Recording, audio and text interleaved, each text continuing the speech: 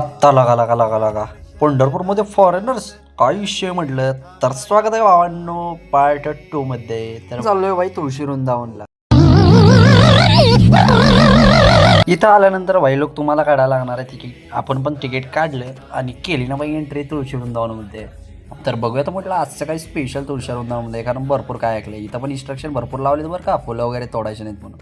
तर इथं बघण्यासाठी तुम्हाला मिळेल भावांनो संत ज्ञानेश्वर महाराजांच्या संपूर्ण जीवनाची कथा. तर चला मग बघूया म्हटलं. आणि जरा पुढं आल्यानंतर जेवायला म्हटलं काय विषय बघतोय तर काय भाई सगळीकडे पाणीच पाणी. फोटो काढण्यासाठी काय जबरदस्त स्पॉट बनवलं बाबा, लय खतरनाक. हो तिथनं पुढं आलो तर तुम्ही बघू शकता भावांनो तुळशी वृंदावनमध्ये नाही तर प्रकारच्या तुळशी आहेत बघा म्हणत असं.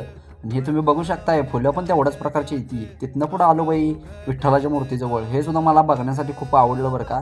आणि याच्या बाजूला सुद्धा फोटो काढण्यासाठी तुम्हाला लय काय काय स्पॉट दिलेले आहेत. आणि इथं सुद्धा तुम्ही फोटो काढू शकता. भारी असं स्पॉट केलेलं आहे बाई. आणि सावलीला इथं बसून बघायचं म्हटलं तर तुम्हाला या बाजूला पाणी दिसणार आहे, पाठीमागच्या बाजूला नाही त्या प्रकारच्या तुळशी दिसणार आहेत. आणि तुम्हाला पुढं मित्रांनो भिंतीवरती बघायचं म्हटलं तर छत्रपती शिवाजी महाराज आणि ज्ञानेश्वर महाराजांची संपूर्ण गाथा बघायला भेटेल.